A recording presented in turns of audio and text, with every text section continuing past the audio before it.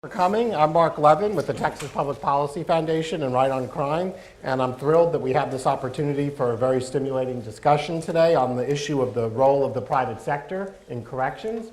And so one of our goals in this whole area has always been to move the criminal justice system from one that grows when it fails to one that rewards results. And I think that naturally leads into the discussion of what is the role of the private sector. And of course, the aspect of this discussion that grabs the most headlines is private prisons, and we're certainly going to discuss that today. But there's many different facets of this topic. Indeed, a number of the companies involved in private prisons are moving more and more into alternatives to incarceration, halfway houses, treatment programs, and so forth. So this whole field is changing very quickly. But of course, there's also just privatizing functions within government prisons, whether that's the food service or education programs. And then you, of course, have many nonprofits working in this field. One of the great ones in Texas, the Prison Entrepreneurship Program, which actually doesn't take government money, but some nonprofits do contract with government entities to run programs within prisons, run programs for people on probation, a whole range of different services. So I think as we have this discussion, one of the most important things that I think perhaps all three of us agree on is what's most important is how do we structure these types of arrangements to provide the right incentives. You know, on the one hand, we've seen some examples where there's occupancy guarantees for certain prisons, and what's more common is, in fact, just per diems. We're going to pay this program or this prison X amount for how many people are there, without regard to what the outcomes are. But what we're seeing is a growing interest in different types of arrangements, which are more of a pay-for-success model, where we're going to pay based on results, like reducing recidivism, how many people get occupational licenses or vocational degrees, and so forth. And also, by the same token, flexibility to innovate. One of the challenges we've seen in Texas is the private prison contracts go down in such detail, including the lock and key mechanism, it makes it very difficult to take advantage of innovation. So the main benefit of it is saving 10 or 15% perhaps, according to most estimates, on pensions and other costs, which certainly isn't insignificant.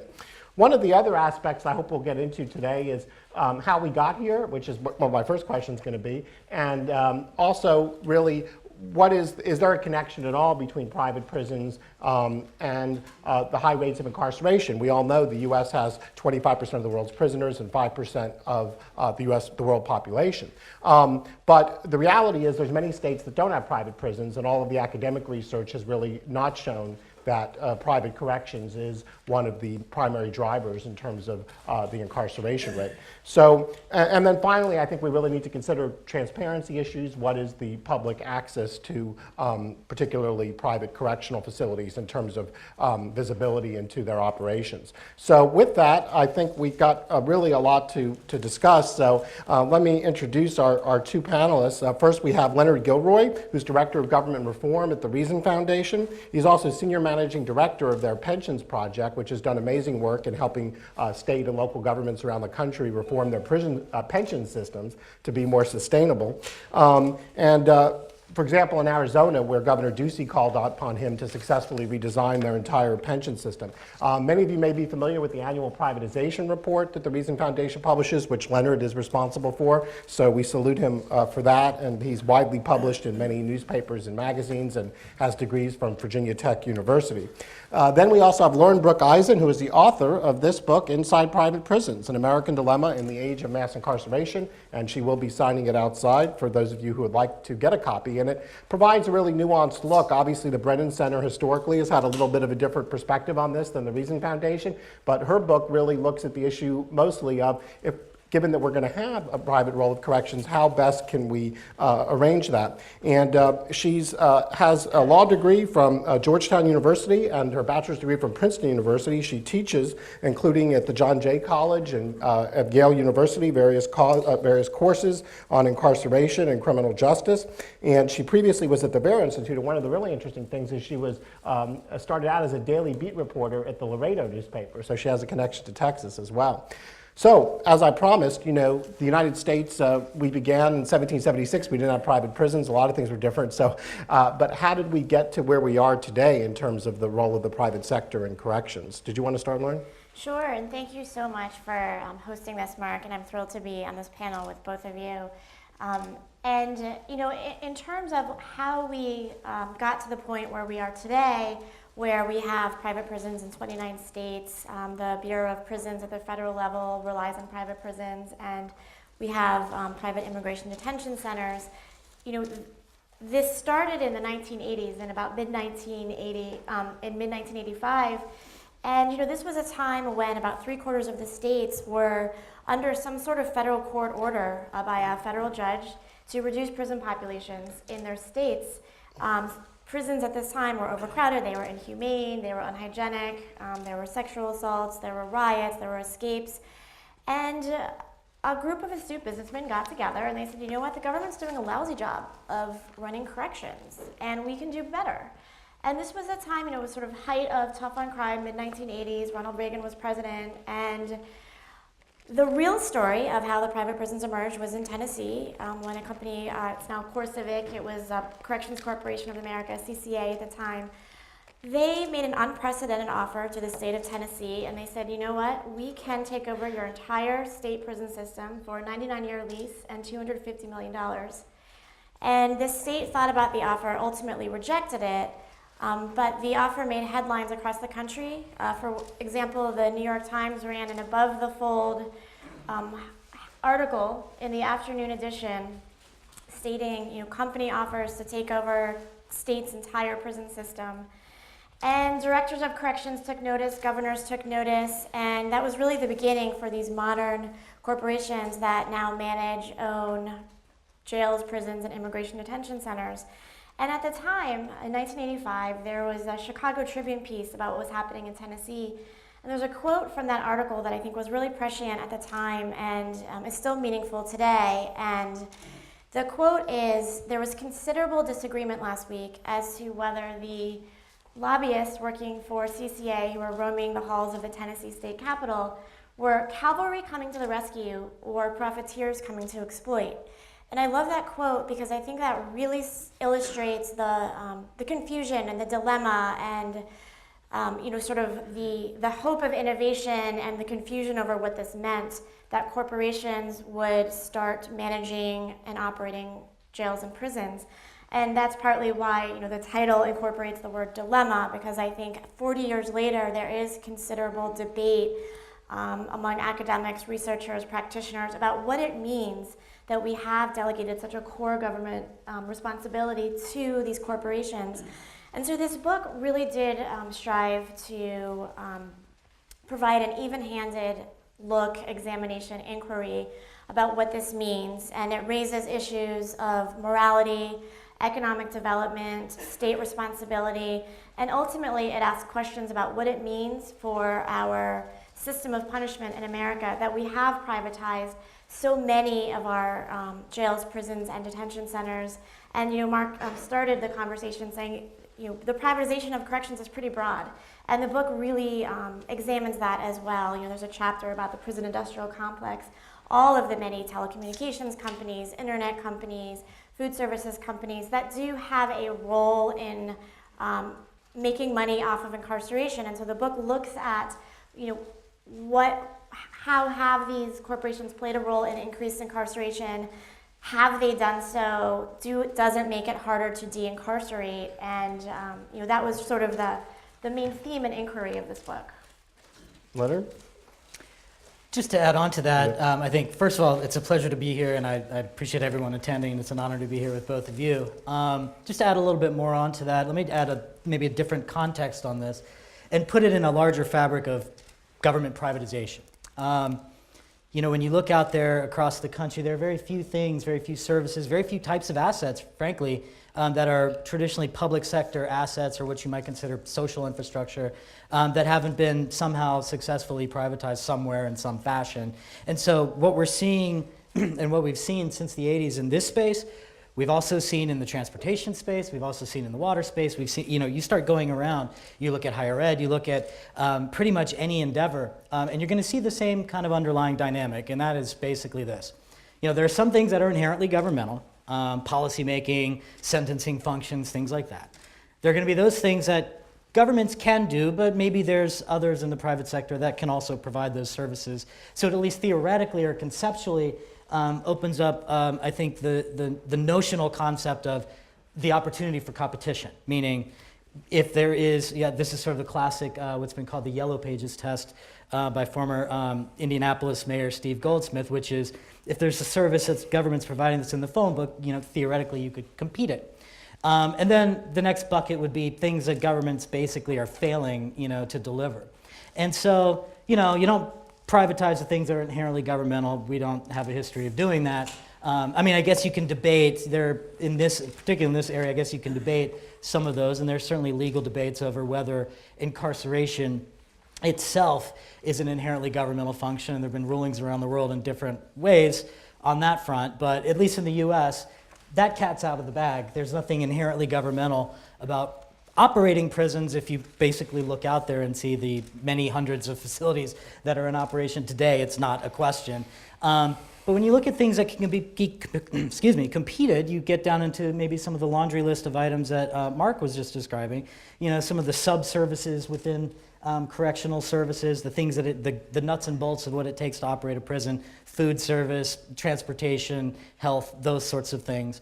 And then you look at the operations itself. And we've seen the same kind of tension in other areas too. Texas, for instance, anybody who follows transportation, I know there's at least a couple of people in the room here, anybody that has followed the tension between the public and private in transportation in Texas since about 2005, will know that this is tricky stuff, that it gets very complicated to sort of take what we thought we knew. We thought we knew governments build and operate prisons. We thought we knew governments build and operate highways.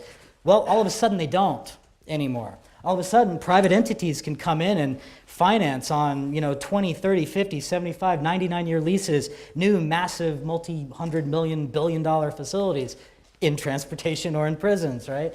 And you start to look out there, and what you see is that we are in the U.S., I think, in a sort of, it's a latent struggle to sort of really parse out how comfortable we are with having the private sector do more in the delivery of government services. And so this is part and parcel of it. And so a lot of the same themes, even though they're maybe different topics, similar themes come up in these other areas too. And so just to contextualize that, there's nothing actually particularly unique about this prison space as it relates to the role of the private sector. Every sector has to go through these, you might call growing pains, and to figure out what is that initial role. And in this case, the initial role became in Tennessee and beyond, let's replicate what the government's doing, and let's just do that, right? We just want to replicate what they're doing, and that's all they want. And the contracts spell that out. A colleague of mine was part of a review process back, 20 years ago or so, back on one of the initial federal private prisons, and they were doing a review, a comparative review, and found that the contract literally went down and micromanaged down to the types of boots that the guards would wear. And so, as you kind of step back and think about that, on one hand, I can see from the government procurement perspective, well, yeah, that's what they know. And so the prison agencies know what they're delivering, and so they put that into a contract. But when you step back and think about it, is that really how far you want to go? Is that what you want? Do you want to just replicate what the government is doing, or do you want to create that room for innovation? And so that's what I think is, and I'm sure we're going to go there in this conversation, but I think that's what's coming here in the private prison space. And it's just the same thing that we've been seeing in other sectors too, in water and transportation, where as the role dials up, you have to figure out how do you handle those procurements? How do you ask for what you want, which is result-oriented, but give the provider flexibility in how to get there so that you can generate outcomes and innovation and that sort of thing? How do you not overbake this concept in the oven? And so, I guess just to put some context around it, I I would add that, Mark. Yeah, no, excellent. Lauren, let me turn to you, because I mean, you kind of hinted at this issue of accountability, and what would you say to the fact that, I mean, at least in Texas, our contracts say anytime we don't need that prison anymore because our populations have declined, we can close them, and we have closed private prisons, and in some ways there's less opposition because, you know, you don't have a government agency that's worried about losing FTEs, particularly in a community that may, you know, prison was their only economic driver. And then secondly, of course, you could sue private prisons for damages, whereas you can't sue government due to sovereign immunity. So is it, and I know there's open records issues that you address in your book, but is it fair to say whether the government or the private is more accountable? Well, I'm glad you raised that point, and you know, something that Leonard said, you know, in terms of, in terms of, you know, the difference in running prisons versus other industries, you know, the book does ask that question and says, what is the difference between running a prison versus, you know, privatizing a prison versus privatizing healthcare or so many of the other governmental functions that we have privatized over the years, you know, firefighters. And I interviewed a lot of incarcerated individuals, formerly incarcerated individuals, directors of corrections across the country. And I think there is something different about privatizing corrections. And I'm not making a judgment about whether it's wrong or right, but there is a difference, and I think we need to acknowledge that. Because, you know, we as a country, we have developed a very complex set of criminal laws at this local level, at the state level, at the federal level, and it is very expensive to incarcerate someone, and it should be expensive to incarcerate someone. We have 2.2 million people behind bars in the U.S., you know, 1.5 million in prisons, about 700,000 in jails, and it's incredibly expensive, and most states in this country are having a really hard time keeping up with how expensive it is to run their state correctional systems. And one of the reasons we did rely on the private prison industry in the mid-1980s was precisely because it was getting to be so expensive to run state corrections, and the private industry came in and they said, you know what, we can build these prisons cheaply, more efficiently, more effectively. We can do, you know, we don't need to comply with these government procurement laws. And it let policymakers off the hook who didn't need to, you know, raise bonds and tell their constituents they were raising taxes and they were still seen as tough on crime. So everyone was happy. You know, policymakers were able to get reelected. Constituents saw, you know, more incarceration, which they thought was necessary to have safer communities. And the private prison industry was able to, you know, really flourish. But I think we do need to have a question about what the differences are with you know, corporations owning and operating prisons where, you know, individuals are not free to leave, where private actors, not, you know, government corrections officers, are making decisions about disciplinary violations. You know, that is a conversation worth having. And then additionally, you know, these types of questions, I think, you know, are aired in the book. You know, questions of morality, and, you know, the Israeli Supreme Court actually is one of the only Supreme Courts in the world that's really dealt with this issue. And, you know, they determined that it's actually unconstitutional in Israel to rely on the private sector to run corrections. And, you know, I don't see the U.S. Supreme Court making that determination, but, you know, these are all questions, I think, that are important. And Marc asked specifically about accountability and transparency. And, you know, I spent time in private prisons, I spent time in public prisons, and there are some private prisons where the incarcerated individuals actually have told me when I wrote the book they would rather be in these private prisons. They had more freedom, they were able to have their gaming devices and their Xboxes, and there were less correctional officers who were watching them, and they sort of enjoyed that freedom more. So sometimes it is sort of a subtle difference, prison to prison. But when you talk about accountability and transparency at the federal level, the private prison industry is not subject to the federal, the FOIA laws. So that's significant, that if you are trying to gain open records at the federal level, you have to go to DOJ or the Bureau of Prisons. And that's very complicated when they might not be sitting on those records because whatever activity you're trying to find out about is actually happening at these private prisons. And at the state level, you know, by some great work and litigation by a lot of advocates, you know, Texas is one of the states where it is a little bit easier to get records at the private prisons, but that's mostly through litigation. And in most states across the country, the private prison industry is not subject to open records requests.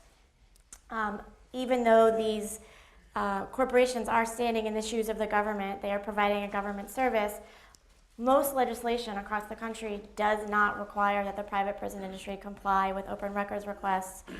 And that's incredibly important because, as we all know, jails and prisons and immigration detention centers are black boxes anyway. When we talk about adding a layer of, a private industry being involved, it's even harder to gain information about this industry. And, that's one of the findings of this book. And just sort of a quick historical note, I've had a lot of conversations with people, and, there's always this question of, but how did we let that happen? How did we let an industry develop without this extra layer of accountability? And I think it's because, in the mid-1980s, so many directors of corrections and governors were really over a barrel. I mean, they were faced with these court orders where they had to reduce prison populations, and sometimes, 15 days, 30 days, 60 days. There just wasn't that time to be thoughtful and innovative. And, we work at very different organizations, and we're having these, incredible conversations about who we should incarcerate, why we should incarcerate them, how much time people should spend behind bars, what the proper sanction is for someone who commits, who violates the criminal code. Is it drug treatment? Is it jail, imprisonment? What makes sense? And a lot of these conversations just weren't being had in the mid-1980s, partly because of the era, the tough on crime. Very, very hard to be elected if you were seen as anything less than tough on crime. But there just wasn't that space that we're seeing today. And, in the book, I detail the first congressional hearing on Capitol Hill where officials from the private prison industry testified in front of Congress about, the innovation and what they thought the industry would bring. And it's fascinating reading, if any of you want to read this testimony, and I do detail it in the book. But the level of discourse is remarkable, and I think it's very, it illustrates the considerable confusion and debate at the time, and the conversation between some of, the CCA official and the head of the Judiciary Committee at the congressional hearing in 1985. Was about the color of the uniforms that the correctional officers wore. There was a back and forth. Do you wear brown? What color? Do you wear trousers, the same trousers that government correctional officers wear?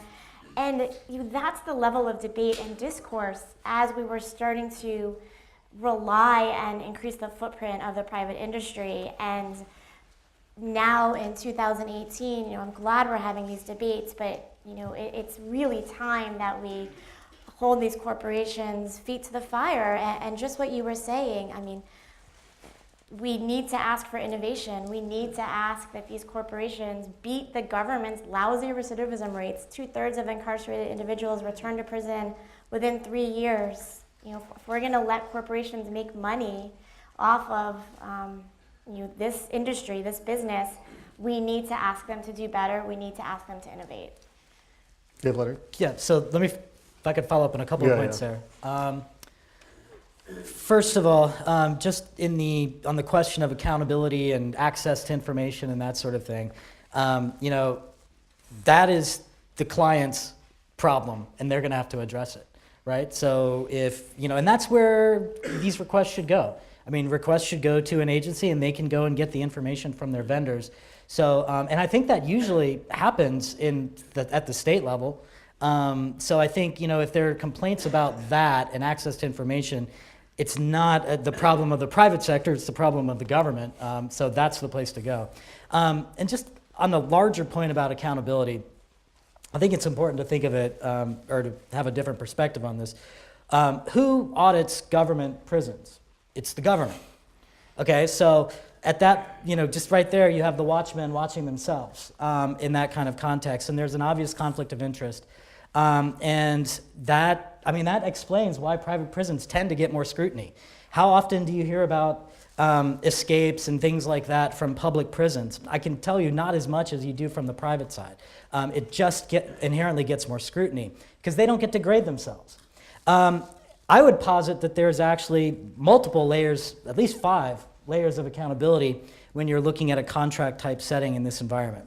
Number one, you have the contract itself. The contract is the marriage, that's the partnership, that's the document that sets all the conditions for how this is going to go.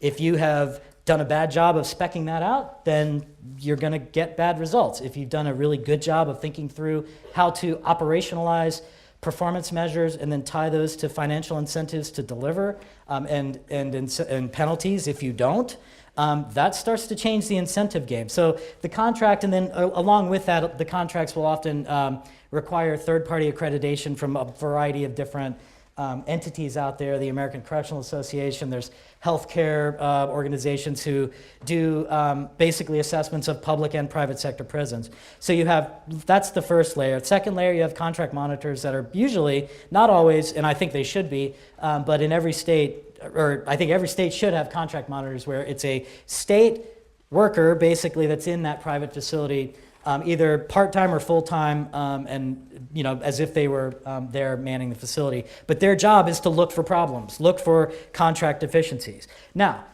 does that always work well? It depends on the quality of your staff, and it depends on, frankly, how well you run your organization. So when balls get dropped in terms of contract monitoring, that is, again, I think it points to the state to say, guys, you've got to up your game. In terms of holding feet to the fire. Contracts and privatization do not work if you do not hold people's feet to the fire. You have to get a good contract, and then you have to make sure it's enforced. And if you don't have those two things, that's why privatization won't work. But it's beyond that. Then you have another layer. You have policymakers. You have executive branch agencies who contract and oversee contracts. You have also legislative oversight committees that look at these sorts of things. Then you have what I would call the business incentives. The next layer would be just your vested financial interest as a company. If you're a company that has a track record of, just bad operations and, you've got bad reviews from every client you've got, your chances of getting the next contract are going to be, probably somewhat diminished. And so you have to keep your track record in mind here. And, to that end, I know that the companies in this space have pretty robust, behind the scenes people, in their operations who are basically doing for them contract compliance work that the governments are doing too, so that you've got two parallel teams, that are doing contract compliance work and auditing and, the internal side. And then finally, you have to be accountable to your shareholders, right? If you're one of the privately held companies in this space, which many of them are. You have them to deal with too, and your creditors, and so you're gonna have a much more difficult time going out to attract more shareholders or attracting credit in that kind of, if you're not doing a good job. And so there is accountability. I think we'd be remiss if we didn't think about it from that perspective. And those things that I just laid out are probably things that nobody ever talks about when you think about private prisons, because you're always hearing it from the other side. It's always this sort of, at least the way it's commonly framed in the media, a very antagonistic and hostile sort of perception, and those sorts of things tend to get lost. Yeah, and of course there was the legal one I mentioned, that they can be sued for damages. But one of the things that intrigues me a lot that they're doing in Great Britain is basically the wardens are responsible for the person's supervision and services after they're released, and they're held accountable for the recidivism. In the US, even within public prison systems in Texas, we're moving so many inmates every night on buses and things, you can't even hold the warden accountable for the outcomes for that prison, let alone what happens to that person after they're released. So there are private companies now that are moving into also doing reentry and things. Now there are a whole host of issues that come up with supervision, like that parallel and are actually probably more substantial than the disciplinary violations you mentioned, because you can go back to prison, obviously, if you're found to have violated your parole. But is there an opportunity to kind of create, I think cradle to grave is the wrong word, but create a seamless accountability where there'd be an entity, whether public or private, that's responsible for this person's outcomes, not only in the terms of incarceration, but then reentry? And the book talks about this a little bit, because if you ask directors of corrections and you ask private prison officials to be responsible for recidivism rates, they'll push back and they'll say there's so much that happens that's out of our control, right? And they're right. I mean, people recidivate for a whole host of reasons. they may suffer from drug problems, mental health issues. They might, violate the criminal code because they're poor and they need to. I mean, there's so many reasons that are really out of their control. But at the same time, we need the accountability to come from somewhere, and there's a lot of great work. I mean, the Second Chance Act is funding a lot of wonderful reentry work, and Texas has a whole host of drug treatment and mental health programming that people are receiving in lieu of incarceration. But we still need to hold corrections accountable for their role in recidivism. I mean, there are people who are behind bars for years upon years who are not receiving programming. They're not receiving the mental health interventions, the drug interventions that they need in order to, return successfully to their communities. And it's interesting because, yes, that's sort of academic. Of course, that makes sense. But how do you possibly track this? And so I did scour the country and look to see if anyone was doing this in corrections. And in Pennsylvania, they are doing something very unique. So in Pennsylvania, the Department of Corrections has basically canceled all its contracts with the private halfway houses where incarcerated individuals were going right before they were being released to the community because they found that the recidivism rates were just too high. And they rewrote those contracts and they said, look, you will only get these contracts renewed, and on top of that, we might even pay you additional money if you do a better job than we're doing. And they rewrote those contracts, and they've had some success already. And that's a little bit of a different concept, but it's really the same philosophy of you can incentivize the private industry to track recidivism, to improve programming. And I asked the Pennsylvania Department of Corrections, well, what does this look like? What programming did you ask them to add? And they said nothing. That's the beauty of this. We didn't want to micromanage everything that's in their contract. We just said, get it done. Improve your programming and reduce your recidivism rates. They don't even know. Yeah, they're still trying to look into, they're still evaluating how they got it done. But in Pennsylvania, they've actually started to track the recidivism rate at there are no private prisons, they're only private, halfway houses.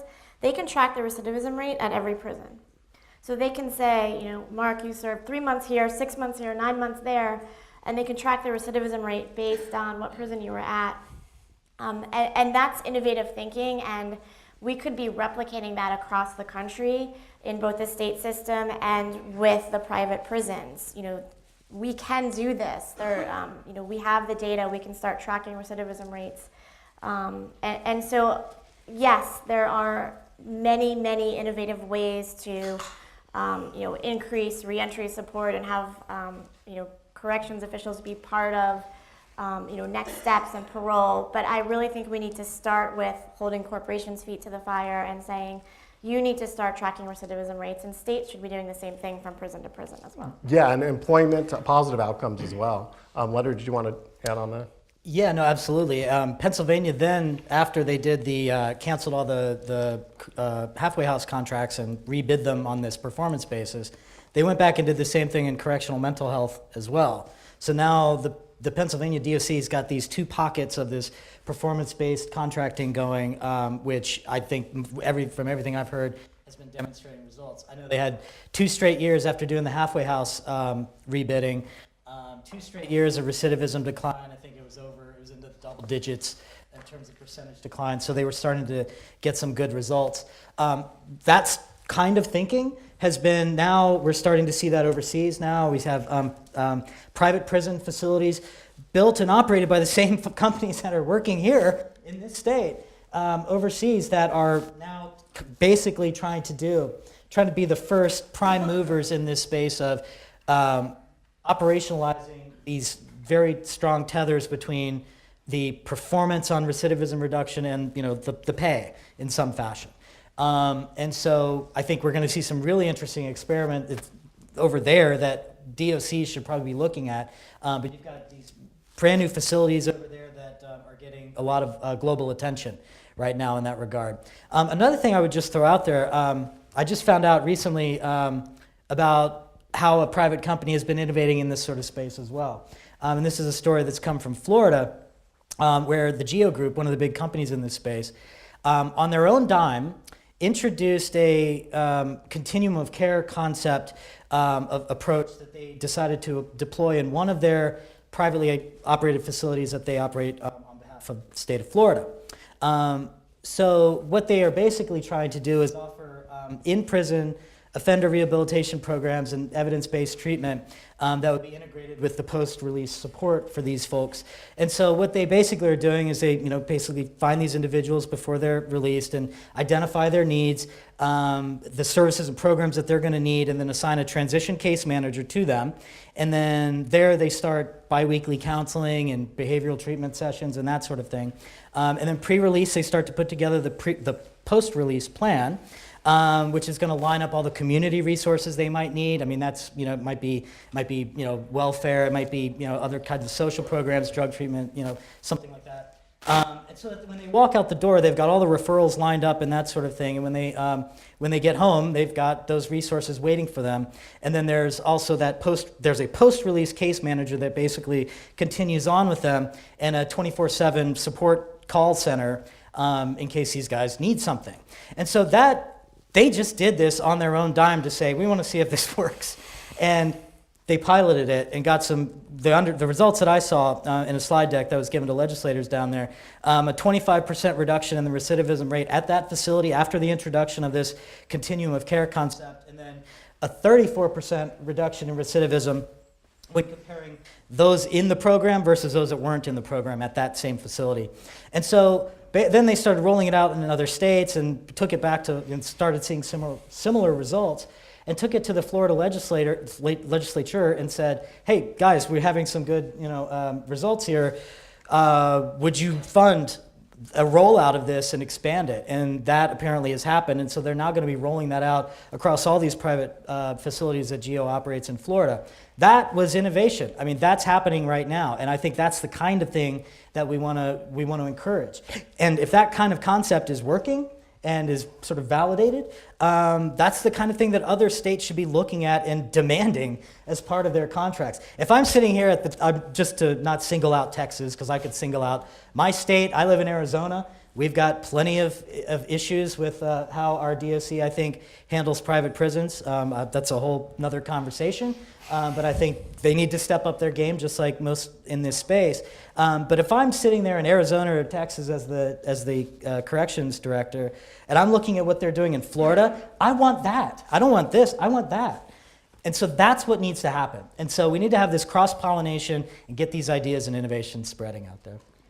Yeah, and how do we get the incentives down to the wardens too? You look at something like visitation. If all I'm being evaluated on as a warden is not having escapes, then everybody I have to screen to come in is another. And yet we know it's mentoring, things like prison fellowship, that really help reduce recidivism, particularly when it's an inside-out model. And so did you see at all in your interviews kind of any differences in the outlook of wardens and what the incentives were to involve outside support in their prisons? I think that's an excellent question, and it is something that I asked a lot of the wardens and the correctional officials who I interviewed with. But I think the sort of larger picture here and larger theme is that we've never required that the private industry innovate. And I definitely spent time in private prisons where they had good programming, where I was at one in New Mexico and a truck came by, and it was a truck that had all of these pamphlets about jobs, and it was a private prison I was at, and incarcerated individuals lined up and spoke to the person at this truck, and the warden said, I arranged for the truck to come here. I mean, that's great, but we need to do more than that, right? And we really need to rewrite our contracts, and we need to be clever about it. And we're not doing a great job of innovating in the public sphere.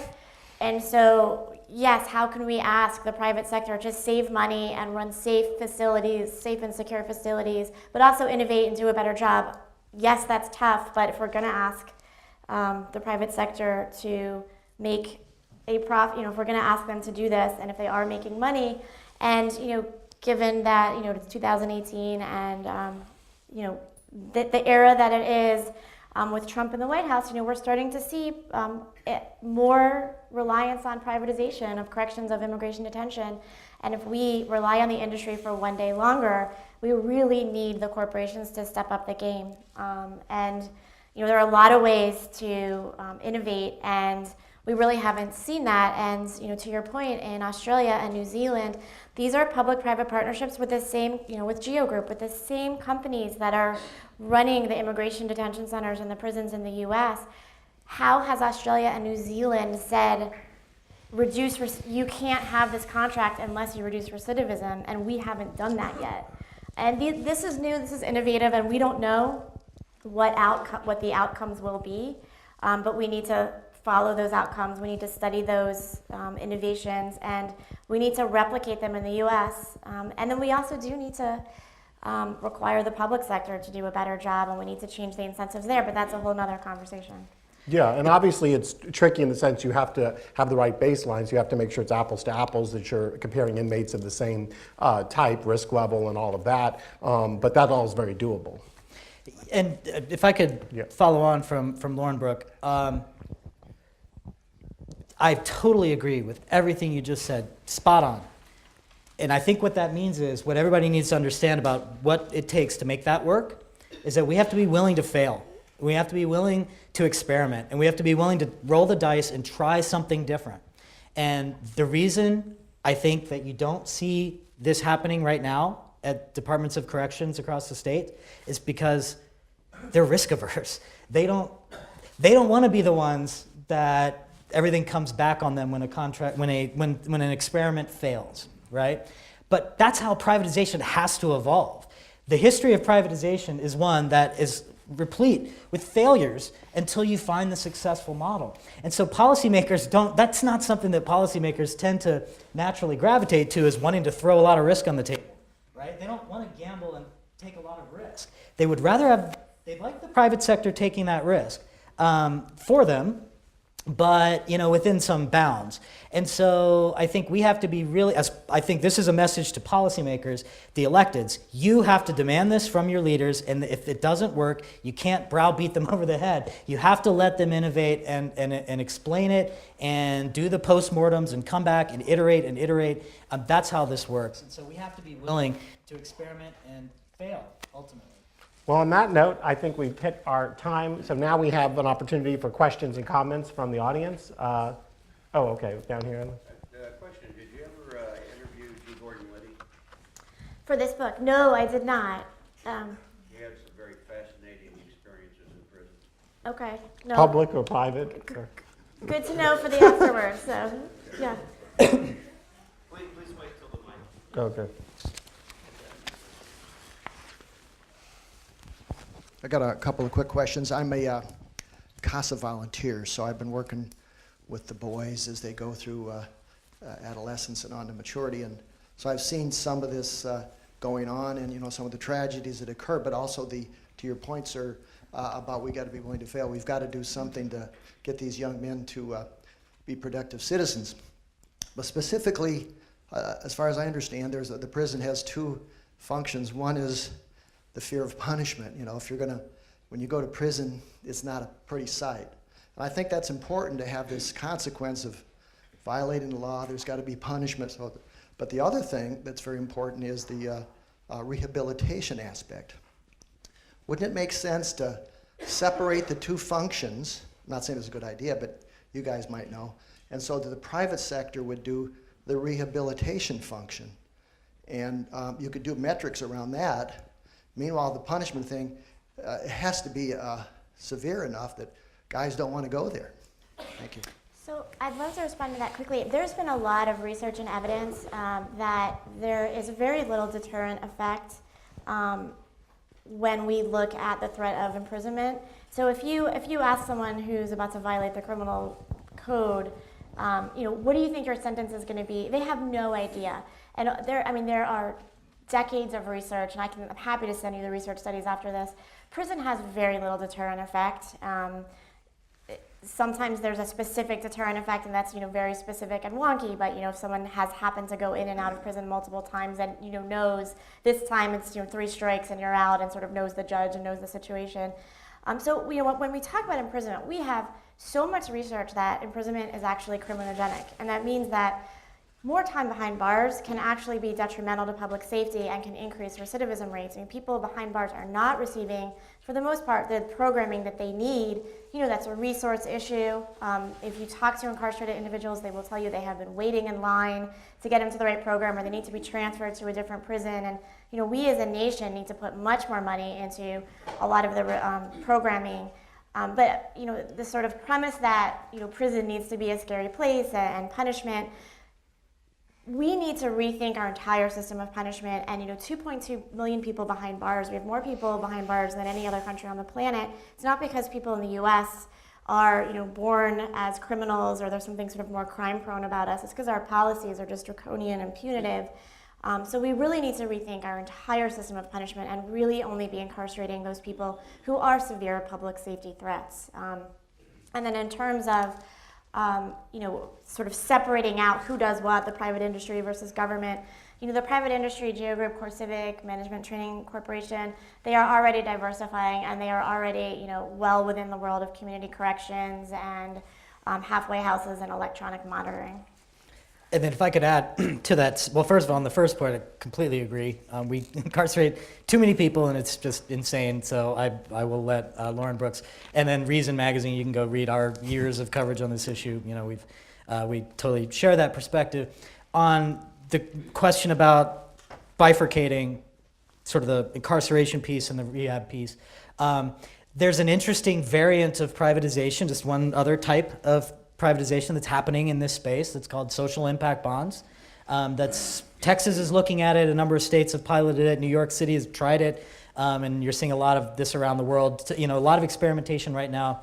That this was a brand new concept over the last 5 years, which was privately financed social service interventions across lots of different types of government activity, but including rehabilitation services within a prison context. And so the idea being, the operations of the facilities, nothing changes there. That's still, maybe a government type of operation in this context, but you're having private dollars go out and find providers that have a good track record of reducing recidivism, and then the private dollars are deploying that in that prison context. And if it works, then the governments will repay the private investors at the back end if they get specific reductions, like targeted reductions of recidivism. In New York City's case, they had basically banded revenues, depending on how the performance was. They ended up, that one did not work out well. Others have done better. But this is happening right now where basically private philanthropic dollars are funding nonprofit providers to go into a government operation and provide just the rehab piece. And if I could add actually in Texas, our prisons aren't air conditioned, and we've had a lot of issues with heat-related deaths and such, so it's definitely not a luxurious place to be. I don't think anyone has to worry about that. But, I took a tour of prisons in Germany, and there it's actually like in the Constitution that the punishment is the loss of liberty.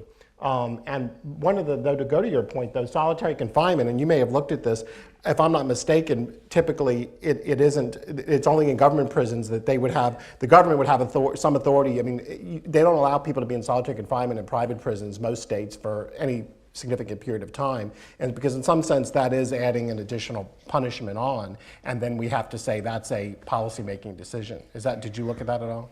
There is solitary confinement in some private prisons. Yeah. It tends to be prison to prison, but the population in a lot of private prisons tends to be a population that's sort of low security threat. Right. They tend to be sort of more nonviolent, lesser sort of mental health needs. So by that sort of cherry picking, it does tend to be a different population. But also piggybacking on what you just said. Well, just cherry picking. The states do that. The private companies don't. So the states tell people where to go. Well, it's a negotiation. It's a contract negotiation. But the actual, when people come in, the private prisons don't say, I want him and him and him. It doesn't work that. So the term itself, I think, is loaded. Yes, but there are historically some contracts where the private prisons didn't take certain incarcerated individuals. I think if you looked at 95% of the contracts out there right now, they wouldn't do that. Yeah, I think in Texas they've said we don't want people convicted of murder, rape, or people that are seriously mentally ill. There are certain categories of people, and that's why some of the recidivism numbers have to be adjusted accordingly, but yeah. But you were going to say something else on the Oh, social impact so bonds. just in terms, quickly, in terms of social impact bonds, when I think sort of the themes of today's discussion is innovation and having the space to innovate.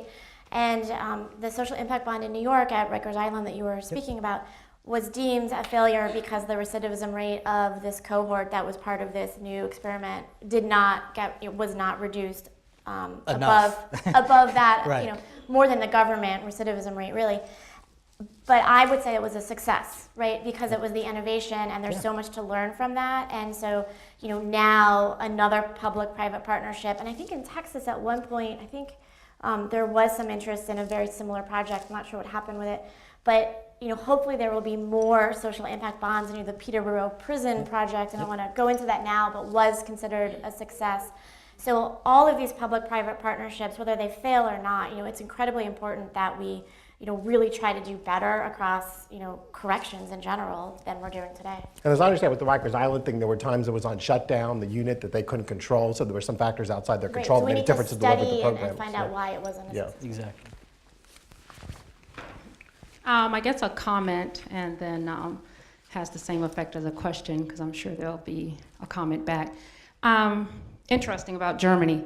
I went to Berlin, was fortunate enough to stay in an immersion, a language immersion program, and I'm in a bar and I'm having this conversation, and I'm told, we live in America, because I do love my country and it's great, and I love it. And then the retort was, oh, you Americans go on and on about how wonderful American is, but you all have more brown people in jail than India does, and they're one of the most populated countries.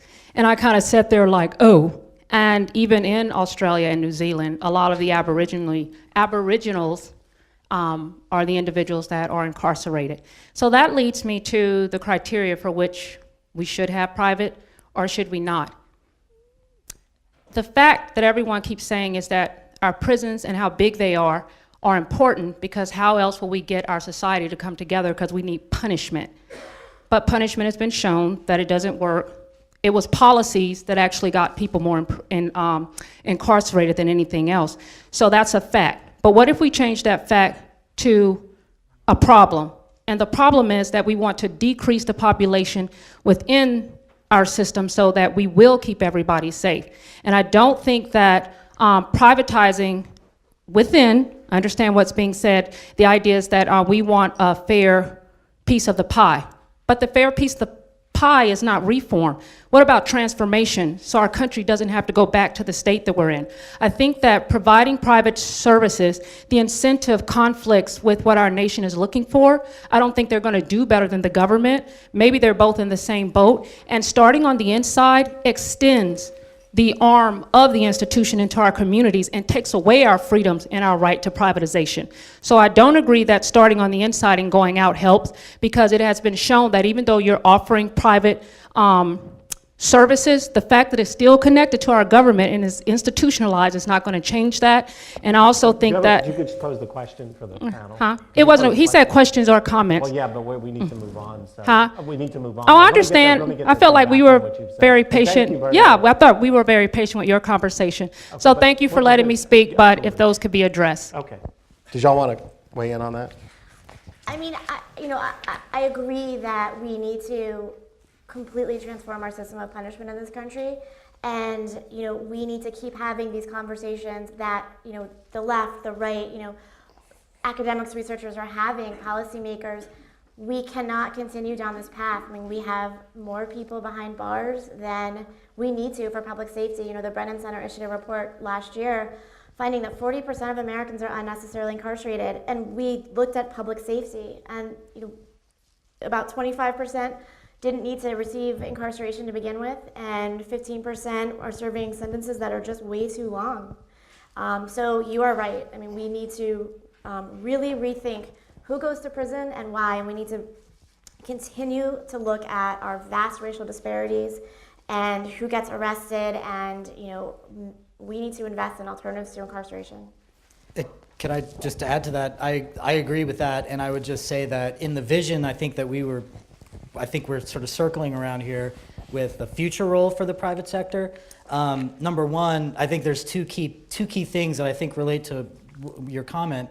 One would be that in the construct that Lauren-Brooke and I sort of described about really ramping up the performance-based nature of contracting and tying performance on recidivism to financial incentives, what that would do would basically say you're creating a financial incentive to keep people from coming back to prison, right? So that's what if you're getting an incentive to provide the services and whatnot to keep people from recidivating, then that is an incentive, I think, that is in alignment with your direction. And then the other piece would be that in a smaller prison population environment, it's a lot easier to close a private prison than it is a public prison. I mean, literally, go look at newspaper articles from anybody who's tried to close public prisons, and it quickly becomes obvious that it's not just a prison, it's a jobs program, and policymakers are the first ones to step in and go, wait, don't close the prison in my district, because that's jobs for these guards, and it's that has to be broken. And you can do that a lot easier with a private prison, so. Well, you are absolutely correct when you look at the statistics comparing our nation to the rest of the world. We are extremely draconian, extremely punitive, but we've not always been that way. That started in the 70s and accelerated. And it is because crime is a big business, but it's not a big business for the criminals. It's a big business for those who convince the public that they are fighting crime. Now, it's my understanding that in Texas, the private prisons are compensated on a per person, per day basis.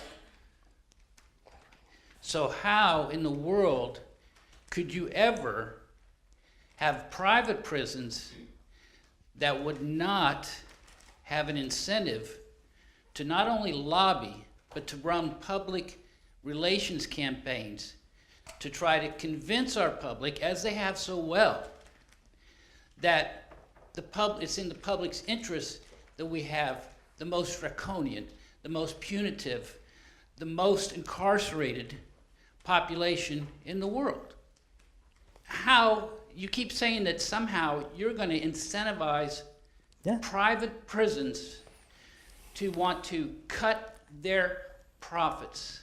No. What I'm saying is you change the incentive. Instead of paying them on a per bed per day basis, you pay them on a different basis. You pay them on a basis where you're paying them on their performance on reducing recidivism. So what I'm saying is you change the nature of the contract so that you have a different incentive mix. I can't see how it's possible to do that. Well, I guess what we're saying is it's happening in Australia, New Zealand, that's where Pennsylvania, the other thing is that you already have government agencies that lobby and run public relations campaigns to grow their agency, to increase their employment. Jobs are jobs. They're going to go to congressmen or representatives to lobby for keeping private prisons open just as they will for public prisons. Will they not? Why would it be any different? If you can find me policymakers that are going to, over time and in this kind of changing environment would not step up and make those proper decisions, I don't know. Lobbying is going to happen. Governments lobby, private companies lobby. That just happens. But it happens within a larger policy fabric. And at some point, you can only deny reality so long. So I don't necessarily see that as a problem. I'm not discounting it. Maybe it could be, but to me, the private industry is evolving to get ready for that environment. That's what they're doing. They're buying up companies that are providing sort of the post-release side of things or alternatives to incarceration. So it seems to me that the whole industry is kind of gearing up for this world that Right on Crime wants to create, right? Okay, good. Just a couple quick thoughts. One, traditionally private prisons are easier to close because they tend to have non-union employees. And you saw that when Deputy Attorney General Sally Yates asked the Bureau of Prisons not to renew all private prisons at the federal level because the BOP population was starting to be reduced. And they, partly it was also based on an Inspector General report that private prisons at the federal level were not as safe and the conditions were not the same as regular prisons. But that's an example of when you would want to start reducing your reliance on private prisons. But to your point exactly, I interviewed a legislator in Minnesota, and I attended a task force meeting, similar to task force meetings that have been held here in Texas and Kentucky and Georgia and South Carolina, when policymakers, victim advocates, district attorneys, corrections officers were talking about how they were going to start to reduce their prison populations. If they couldn't do that, where they were going to get the extra capacity. And there's a private prison in Appleton, Minnesota, and I went to the small town. 1,200 people live there. And it's right now it's empty, and it's owned by CoreCivic, and it's turnkey ready. It can open tomorrow. And there's been a debate for a couple of years about whether the state should open the prison, whether they can reduce their prison population, whether they can change their laws so they don't have as many people behind bars. And I said to this state policymaker who's been pretty adamant that they don't rely on the private prison, and I said, why? Why are you so passionate about this if you can close it so easily? And he was very quiet for a minute, and he said, it's like closing an Air Force base. I can't do that to the community there. And to that policymaker, it's the same as closing a public prison. He couldn't imagine having this economic development based on a prison and all of the jobs and the people that would have moved there. And so it's complicated, right? In theory, it is easier to close a private prison, and that's what you saw happen in the summer of 2016 under the Obama administration. But when you peel back the layers of the onion, and you talk to a state policymaker who says, I can't sign this legislation, I can't create these jobs and then unemploy hundreds of people. And so you're right, and we need to be very thoughtful about all of these decisions. No, you're right. I mean, those are good points because there's the labor union aspect, and as you said, the private prisons usually aren't unionized. There's the government agency aspect. It's very hard for a head of a government agency to give out pink slips, right? So they have a role in this discussion, and then you have just the small towns, the prison town issue. So there's a lot of dimensions to it. Yeah. Hi, thank you. I'm glad I got in under the wire. I had a question. We do have private halfway house beds here, and they primarily serve the function of helping people who have parole dates to actually get out of prison and not sort of linger in prison waiting for a housing plan. But a lot of the community providers have come to see them as really fraught with problems. There's relapse, a lot of K2 overdose, frequent police visits, and they're not truly integrated with how the community is trying to respond to reentry. I'm wondering if, given your research, how you might reimagine a contract with new expectations, and how to promote good public-private partnerships where they're actually integrating their services with what the community already has to offer. Well, I would say you have to look to who's leading. And I would say probably the first stop would be to go to Pennsylvania and talk to those guys and see how those things are working. And iterate from there and localize it. I'm not sure that I have a more nuanced answer than that. I mean, it's, you have to look at what works, and there's not a whole lot of examples of the kind of cutting edge. I tend to think of it as sort of corrections 1.0 versus 2.0. And 1.0 is basically where we've been for the last 30 years of trying to replicate facilities and replicate government, operations. Corrections 2.0 is sort of the evolution. And so there's not probably, a whole lot of examples in the US yet of that, but I would say go get on the ground, go talk to the people in Pennsylvania who had to sort that out, and then ask them, first question I would ask them, what's working well, and then what would you do differently, or what are you going to do next time, and start from there. Sorry, I don't have a more nuanced answer for you though. Yeah. Did you want to add? I mean, I think it's a great question. The location's critical to be near jobs and transportation, and there's all sorts of zoning laws that make these hard to cite. Yeah, and I think, in terms of job creation and ensuring that, people behind bars, people in halfway houses are really set up and matched with employers, and employers that want to invest in hiring formerly incarcerated individuals. And I spent so much time in prisons where incarcerated individuals in Colorado they were working as DMV employees with headsets. So they were getting that training, and they were working for Habitat for Humanity programs in prison. Raising, there were incarcerated individuals raising salmon in some states. And in every one of the situations, I always ask the Department of Corrections or the private prison officials, are you matching them up with jobs? And the answer was always no, but we should. We just really haven't gotten there yet. And that's a huge missing step in this country. There are some model programs where that's happening. There's some corporations. Starbucks happens to hire a lot of formerly incarcerated individuals. There are some corporations that are really rethinking this, and all of the research actually shows that formerly incarcerated individuals are incredibly successful employees, and they're ethical, and their job turnover rate is very low.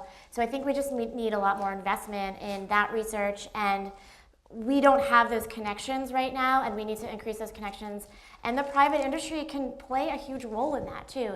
And there's no reason that a private prison, even if the government doesn't say you have to, I would argue the government should be saying this, but the private prisons can also play a role in matching up people with jobs. That might be a good turf for a social impact bond as well. Yeah. Yes. Well, If anyone wants to invest, come see us afterwards. do we have a time for her question? We're out of time. Okay, let me just come up afterwards. Thank y'all so much, and be sure to come to our policy orientation next week. And the book is outside. Yes. Thank you. Thank you.